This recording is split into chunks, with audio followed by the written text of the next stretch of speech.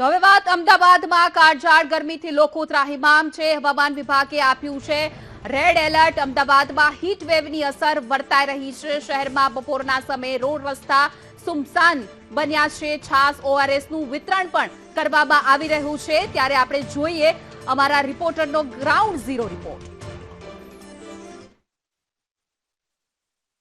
રાજ્યભરમાં કાળઝાળ ગરમીની સાથે અમદાવાદ શહેરમાં ઓરેન્જ એલર્ટની આગાહી આપવામાં આવી છે। તો બીજી તરફ હીટવેવની અસર પણ શહેરમાં વર્તાયેલી જોવા મળી રહી છે। આગામી 5 દિવસ સુધી ગરમીમાં ઘટાડો થાય તેવા કોઈ એંધાણ હવામાન વિભાગ તરફથી આપવામાં નથી આવ્યા। લોકો ગરમીથી બચવા માટે મોઢે દુપટ્ટા બાંધીને નીકળવા માટે પણ ઘરની બહાર મજબૂર બન્યા છે।